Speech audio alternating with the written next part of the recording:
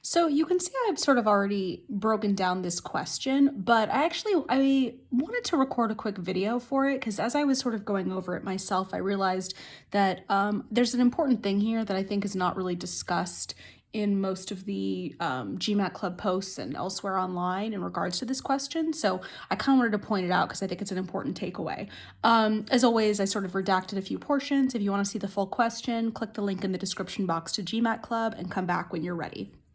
So what I thought was interesting about this question, and what you'll see in the GMATClub and discussion elsewhere, is the idea of the word research and whether or not we're going to use a preposition after it. So A says a professor's taken a sabbatical to research on James Baldwin's books, and the reason it's incorrect is we wouldn't say in this context that you've taken a sabbatical to research on books. You would just say that you've taken a sabbatical to research books, like it would nice and direct, right?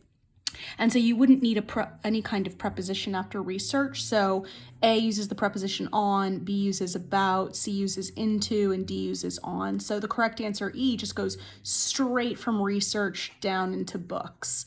But one of the things that I think people miss here is then they assume, oh, well, then you can never use a preposition after the word research.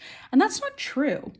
So I kind of made up a little sentence over here. I'm doing research on Napoleon, right? That's correct. Totally fine, right? And you might say, well, why is it okay to use on after research in this sentence, but it's not okay to use on after research in this sentence? And what it comes down to is the placement of the verbs.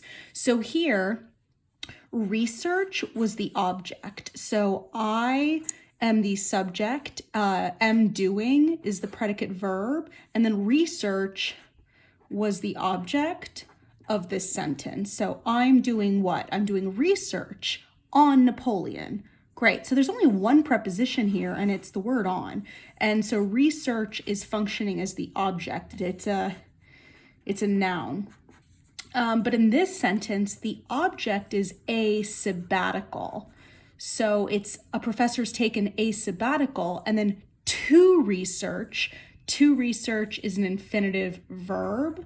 So the word research is functioning in different ways in these two examples. So I think an easy way to think of it is if it is functioning as an object of the sentence and there is a predicate verb right before it, then potentially you could have a preposition after research. But if it's functioning in this way, where you already have an object and then you have to research after an object, so I guess a way to think of it would be, how would we structure this? It'd be, you'd have the subject, verb, object, and then it would say to research, and then you would have no preposition.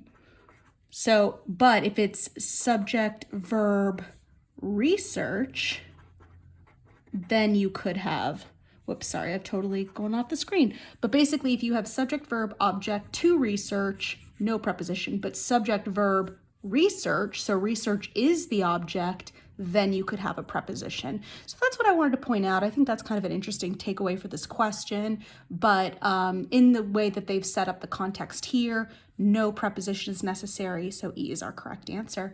If you have any questions about this question, feel free to ask me in the comments below.